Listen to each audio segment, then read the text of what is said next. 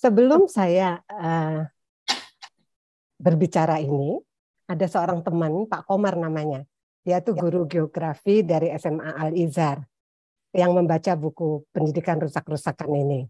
Komentarnya jelas sekali. Buku ini menyajikan perspektif kritis yang memperkaya wawasan. Saya sepakat. Nah, mengapa saya minta pendapat dia? Karena menurut saya, buku ini akan sangat berguna untuk para guru. Karena para guru bisa menjadi bagian dari apa yang diceritakan dengan sangat menyentuh di awal buku, sampai kemudian fakta-fakta dan analisis yang disajikan oleh Mas Tias, juga pertanyaan-pertanyaan yang berada di sana. Nah,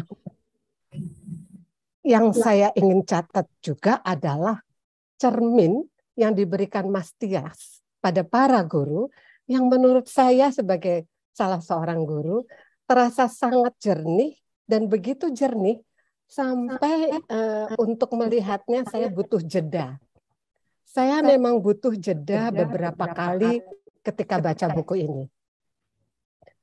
Setiap lembarnya membuat kepala saya penuh. Dan sulit bagi saya untuk ditanyakan misalnya mana yang paling menarik. Yang bisa saya jawab adalah saya dapat dua poin yang harus saya jawab. Yang pertama, bagian yang paling menarik, dan kemudian mana yang perlu diperhatikan oleh pemangku kebijakan. Mana yang menarik? Saya ingin mengatakan bukan soal menarik, tapi yang paling dekat di hati. Saya merasa awal dari tulisan ini, cerita kehidupan Mas Tias, itu sangat dekat di hati. Dan tadi juga disebut oleh Mbak Hera, bagian yang terdekat di hati itu terasa sekali ketika Mas Tias memaparkan bagaimana kehidupan masa kecilnya, dan kemudian bagaimana perubahan yang dialaminya, dan semua itu karena seorang ayah yang punya niat yang sangat keras untuk meluluskan 8 anaknya dari SMTA. Targetnya jelas, lulus 8 anak SMTA. Nah, kehidupan keluarga Mas Tias itu digambarkan dengan detail sebetulnya. Bagaimana pada suatu hari rumah yang beratapkan genteng dan berdinding jati ini berubah menjadi bambu, dan atapnya pun atap daun kelapa dan ilalang. Perubahan yang sangat nyata yang bukan saja bisa terlihat tapi juga dirasakan. Karena saya membayangkan berada di rumah bambu pasti berbeda. Nah, kemudian ayah juga yang tadinya pamong desa yang dihormati, lalu kemudian melepaskan status itu menjadi buruh bangunan, yang dengan kata yang dipilih yang sangat menyentak di hati adalah kongkonan. Kongkonan itu, teman-teman yang bukan berasal dari Jawa, kongkonan itu artinya adalah suruhan, orang yang disuruh-suruh. Dan ini semua menggambarkan bagaimana penghormatan dari masyarakat desa pada saat turun.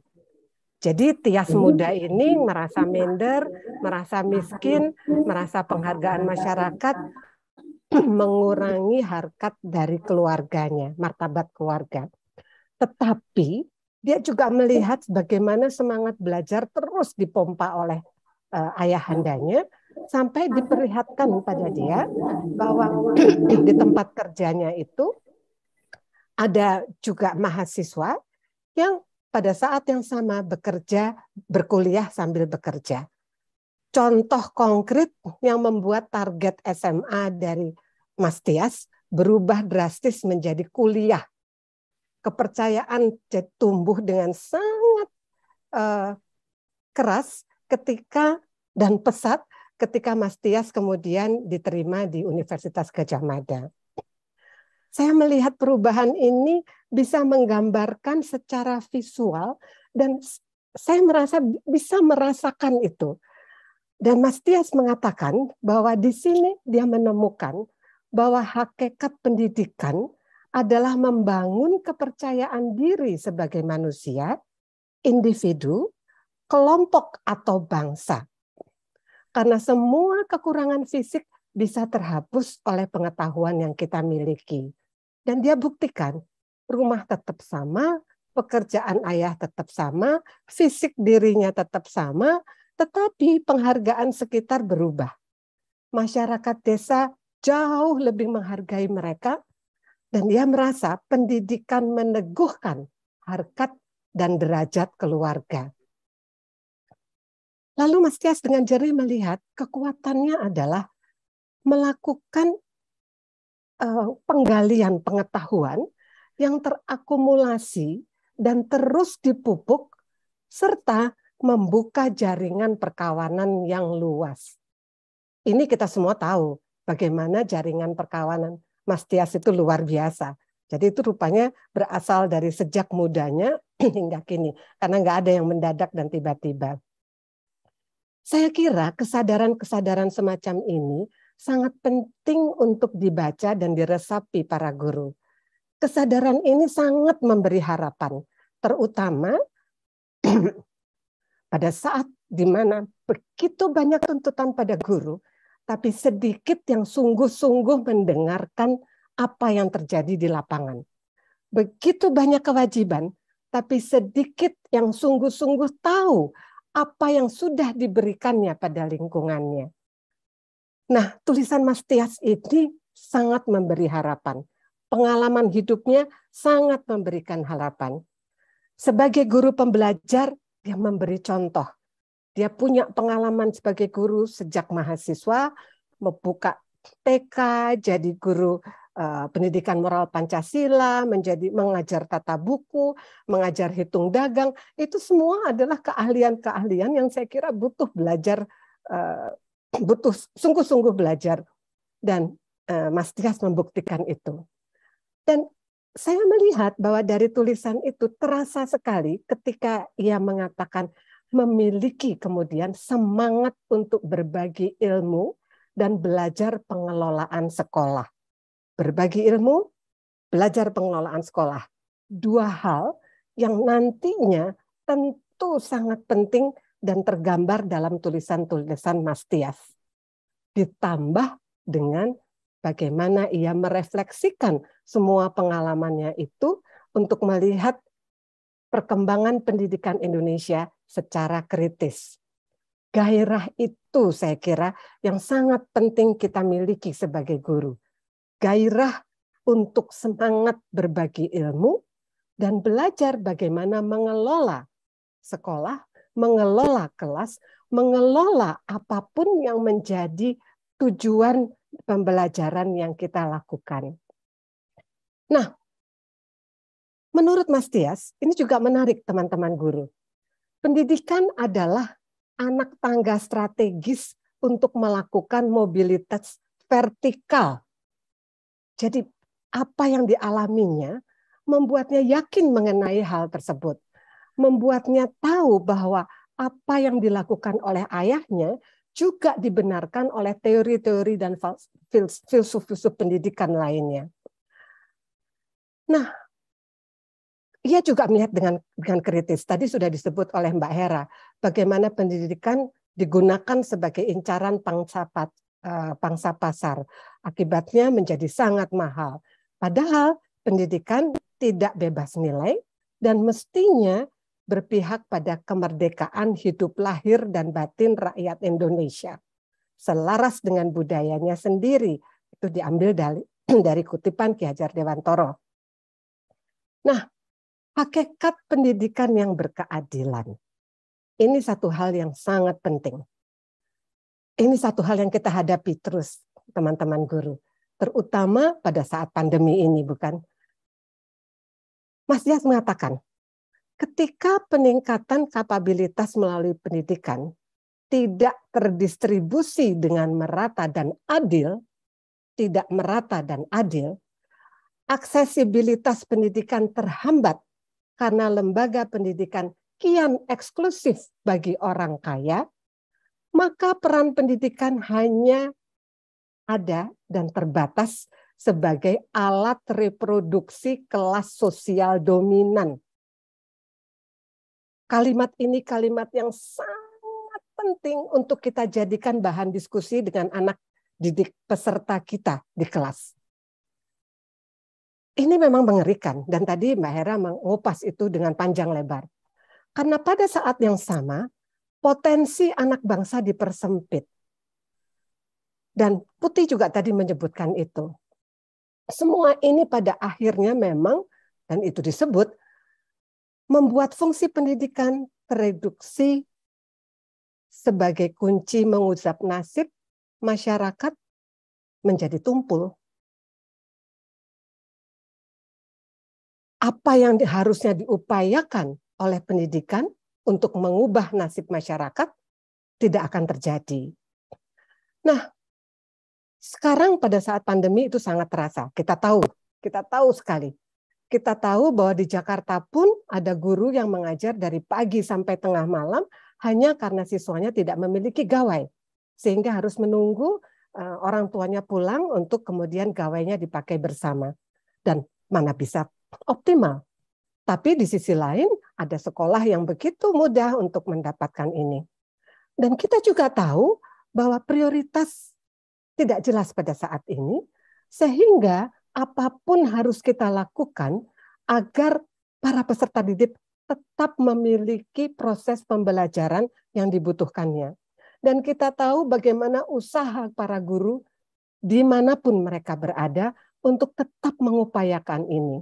Di Maluku saya mendengar bagaimana para guru bekerja sama dengan ibu-ibu nelayan, bekerja sama dengan ibu-ibu bidan, bekerja sama dengan ibu-ibu petani. Mereka bertemu setiap hari Minggu. Saya mengikuti selama 31 minggu. Setiap minggu malam setelah mereka masak dan makan, mereka selama 2 jam membicarakan bagaimana kita mengajar anak-anak kita bersama. Hal-hal semacam ini, inilah penggerak dalam kata arti kata itu sebenarnya. Inilah penggerak itu. Inilah penggerak.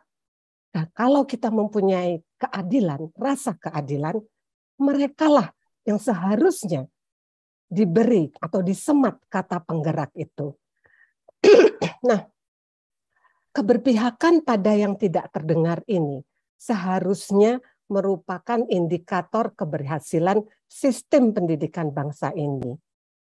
Harusnya begitu. Apakah ini terjadi? Saya kok bersetuju dari kegelisahan Mas Tias, kegelisahan Putih, dan kegelisahan Mbak Hera tadi. Tapi pada sisi lain, saya juga perlu membahas otokritik pada kita semua para guru. Gamblang sekali Mas Tias mengatakan, mubazir menggaji guru tinggi. Karena ia menghadirkan lalu cermin yang memperlihatkan bahwa seringkali otoritas kita sebagai guru kita gadaikan kepada para pengawas atau pada dinas pendidikan bagi guru negeri atau pada yayasan untuk guru-guru sekolah swasta. Kemandirian kita yang hilang sebagai guru yang mengakibatkan menurut beliau kehilangan keinginan untuk terus-menerus mengakumulasi pengetahuan dan memupuknya sebagai dasar dan sebagai bagian dari menumbuh kembangkan kepekaan terhadap apa yang disebut sebagai kebenaran. Guru tidak lagi punya kegelisahan akademis, terasa loyo, dan bisa kurang memiliki hasrat untuk berkembang. Gairah itu nggak ada. Tidak memiliki keberanian dan sikap, tidak kritis, tidak kreatif, tidak memiliki cakrawala, apalagi relasi luas. Nah, padahal kita tahu bahwa kita ini sebagai para guru, kita dituntut agar murid-murid kita, para peserta didik, bisa menyongsong masa depan yang gemilang.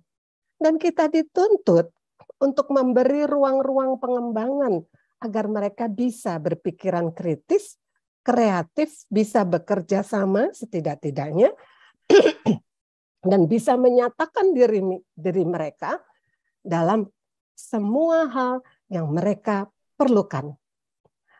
Nah, guru juga perlu menciptakan kemampuan dan keberanian ya. kemampuan dan keberanian untuk menciptakan ruang-ruang perjumpaan. Satu hal yang tidak mudah pada saat kita kehilangan kemandirian itu. Pada saat kita menggadaikan kemandirian itu pada siapapun. Nah, beliau mengatakan dengan jelas, saya senang sekali terminologi pilihan kata yang dipilih. Hakikat pendidikan yang sejati mestinya menumbuhkan manusia merdeka yang memiliki pilihan. Saya ingin mengajak teman-teman semua untuk melihat apakah kita sudah merdeka. Apakah murid-murid kita sudah merdeka? Apakah betul kita sudah belajar apa arti merdeka? Karena teman saya, Mas Indra, tuh mengatakan, sebelum kita merdeka belajar, mestinya kita belajar dulu untuk merdeka. Dan saya bersetuju dengan itu. Dari dua contoh saja.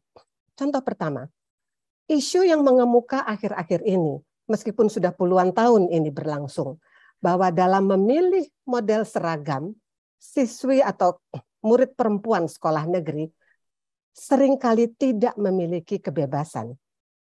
Padahal sekolah negeri selayaknya merayakan kebinekaan yang dicerminkan dari pilihan-pilihan model seragam tersebut. Dan celakanya pula, aturan yang menyeragamkan ini berasal juga dari perda-perda yang ada.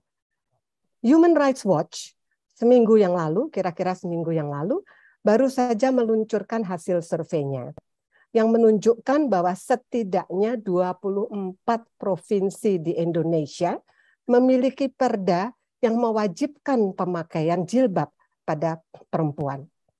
Dalam lingkup sekolah, ini terjadi dari tingkat SD sampai SMA. Nah, sebetulnya kita tahu bahwa SKP 3 Menteri yang telah digagalkan oleh Mahkamah Agung di bulan Mei 2021, sebetulnya itu kan tidak perlu menjadi dan halangan atau menyurutkan niat kementerian, 3 kementerian tersebut, bila sungguh-sungguh peduli pada kebinekaan kita, kebinekaan yang menjadi kekuatan bangsa ini, dan bila peduli pada pengembangan kemandirian para murid perempuan.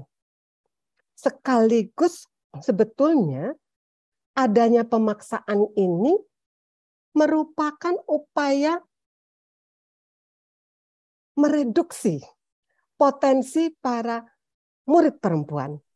Sedangkan di sisi lain penghapusan perda bisa berdampak memanusiakan para pelajar perempuan.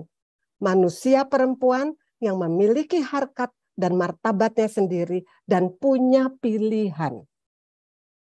Fakta lain memang dari KIKD SMA menunjukkan bahwa dalam pendidikan agama Islam jelas tertera pada tujuan sikap spiritual, yaitu terbiasa berpakaian sesuai dengan syariat Islam.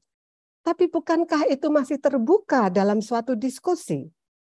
Apa yang disebut sebagai sesuai dengan syariat Islam? Apa yang disebut sebagai sikap spiritual? Apa yang kita butuhkan sebagai pemimpin yang ada di bumi ini untuk merawat bumi ini? Dan itu sebetulnya merupakan hal yang memanusiakan kita karena kita memiliki kesempatan untuk mendiskusikannya. Tapi bukan itu yang terjadi. Tadi contoh kedua, Mas Tias juga menyebutkan mengenai penggerak. Saya mewakili Cahaya Guru, bersetuju dengan itu. Label penggerak, baik pada tingkat organisasi, sekolah, atau guru tertentu, jauh dari keadilan, dan bahkan berpotensi terhadap tindak diskriminatif.